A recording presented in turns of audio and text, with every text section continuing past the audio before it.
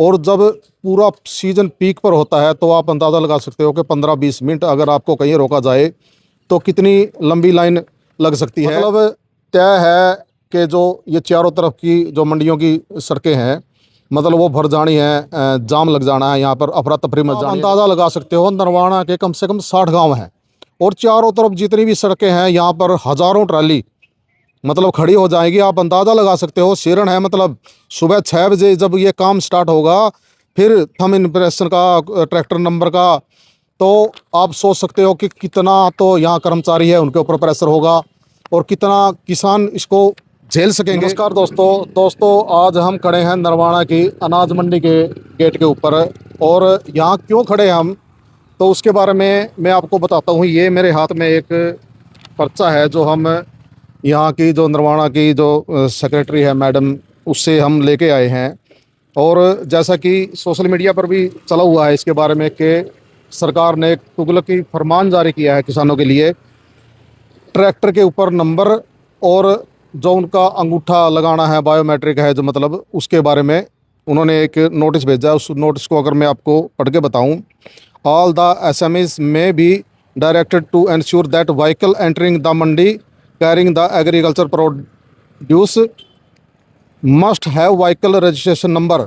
मतलब जो भी फसल लेके आएगा ट्रैक्टर, उसके ऊपर रजिस्ट्रेशन नंबर लिखना अनिवार्य है। In case if any vehicle has no number plate then hand writing number plate और vehicle number on sticker must be got pasted so that photograph of vehicle number can be ensure at the time of issuance of gate pass through e Kharid mobile app. मतलब जब तक आप उसके ऊपर number नहीं लिखोगे, चाहे वैसे से वो हाथ से लिखा हुआ हो, उसके बगैर उस पर आपका फ़ोटो खींचा जाएगा साथ में, पर वो ई खरीद की जो ऐप है उस पर डाला जाएगा। उसके बगैर आपको यहाँ गेट पास नहीं मिलेगा। मतलब आपको ये मंडी की सड़कें हैं तो दोनों तरफ यहाँ आपको एक किस्म की लाइन लगा करके मतलब आपको खड़ा होना पड़ेगा। इसके अंदर कम से कम अगर किसी पास नंबर प्लेट नहीं है और जो यहाँ पर ड्यूटी पे खड़ा है वो आपकी नंबर प्लेट हाथ से लिखा कर उस पर चिपेगा, उस पर आपके उसके साथ फ़ोटो लेगा, तब तक कम से कम 15-20 मिनट लग जानी है यहाँ पर। और जब पूरा सीजन पीक पर होता है तो आप अंदाज़ा लगा सकते हो कि 15-20 मिनट अगर आपको कहीं रोका जाए तो कितनी लंबी लाइन लग सकती है। तो ये तो हो गया नंबर के बारे में कि आपने एक जो ट्रैक्टर के ऊपर या ट्राली के ऊपर भी नंबर होना चाहिए। तो आगे दूसरा एक है इसके अंदर, biometric authentication of farmer representative is mandatory before auction of food grain. मतलब आपकी फसल की जब तक बोली नहीं हो सकती, जब तक आपका जो अंगूठा है, थंब इम्प्रेशन वगैरह है, वो नहीं साबित हो जाता कि आप ही किसान हो। और इसके अंदर एक और लिखा है कि जो अगर फार्मर नहीं है तो उसके रिप्रेजेंटेटिव आएंगे, वो मतलब ज़रूरी है, मैंडेटरी किया गया है उसके लिए। तो आप को एक किस्म का सरकार ने झंझट में डाला है ये, इसीलिए इसको तुगलकी फरमान बोल रहे हैं। आगे मैं पहले इसको, अगर मैं आपको इसको पूरा पढ़ के बता दूं, अगर where biometric authentication does not work in mandis an alternative mechanism of Aadhaar based OTP will be considered as per guidelines of under. मतलब उसके अंदर गाइडलाइन बनाई गई है। If biometric authentication software of MFMB does not work for maximum of 24 hours during the procurement season then auction recorded will be raise the issue with committee constituted for this purpose. मतलब 24 घंटे का time लेंगे वो। अगर मान लो आपका biometric यहाँ पर सफल नहीं हुआ तो 24 घंटे आपको एक कमेटी बनाई जाएगी और उस कमेटी के अंदर कौन कौन हो सकते हैं, DFSC representative of DFSC, DM of purchasing agency और इट्स रिप्रेजेंटेटिव, और नंबर 3 पे सेक्रेटरी मार्केटिंग कमेटी। मतलब ये कमेटी बनाई जाएगी और वो कमेटी तय करेगी कि आपकी जो फसल है उसकी बोली होनी है या ना होनी है। और आगे इसमें फिर पॉइंट दिया गया है, will examine this case and submit it's recommendation of HSAMB headquarter for resolution of the issue.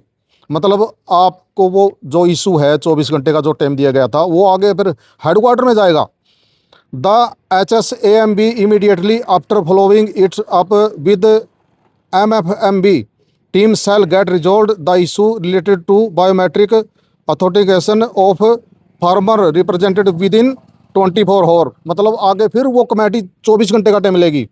मतलब तय है कि जो ये चारों तरफ की जो मंडियों की सड़कें हैं, मतलब वो भर जानी है, जाम लग जाना है, यहाँ पर अफरा तफरी मच जानी है। जैसा कि आपको अभी ये मंडी खुली दिखाई दे रही है, आगे के लिए तरफ लिया तो ये हम आपको नरवाना की जो मंडी है उसमें दिखा रहे हैं। जो चलो सीज़न के अंदर भीड़ तो होती है, लेकिन उस भीड़ को रोकने की जगह यहाँ क्या किया जा रहा है अब इस तुगलकी फरमान के द्वारा। यहाँ पर किसानों को, मैं तो ये कहूँगा किसानों को तंग करने का ये फरमान है। और इसके अंदर एक पॉइंट और दिया है कि सुबह सुबह 6 से और रात को 8 बजे तक ही सिर्फ एंटर कर सकते हो आप मंडी के अंदर। अब या तो जो जिसने पॉलिसी बनाई है या तो वो किसान नहीं है, उनको किसान के बारे में पता नहीं है, वैसे मतलब अपनी कुर्सियों में बिठा दिए गए हैं।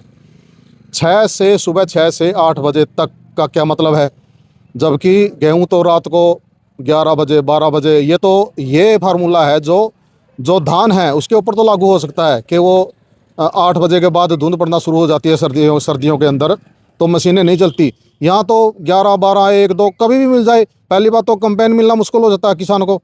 तो अगर मान लो उसने 11 बजे निकाल दिया, एक कंपेन के साथ ज़्यादातर 2 ट्रालियाँ होती है, वो यहाँ एक ट्राली खाली कर जाएगा, एक वो कंपेन के पास रहेगी ट्राली। लेकिन नहीं, उन्होंने क्या है, वहाँ भर के खड़ी करो और सुबह 8 बजे तक का इंतज़ार करो। और इंतज़ार ही नहीं, अब आप अंदाज़ा लगा सकते हो नरवाना के कम से कम 60 गांव हैं और चारों तरफ जितनी भी सड़कें हैं यहाँ पर हज़ारों ट्राली मतलब खड़ी हो जाएगी। आप अंदाज़ा लगा सकते हो सिरण है, मतलब सुबह 6 बजे जब ये काम स्टार्ट होगा, फिर थंब इम्प्रेशन का, ट्रैक्टर नंबर का, तो आप सोच सकते हो कि कितना तो यहाँ कर्मचारी है उनके ऊपर प्रेशर होगा और कितना किसान इसको झेल सकेंगे, आप इसका अंदाज़ा ही लगा सकते हो।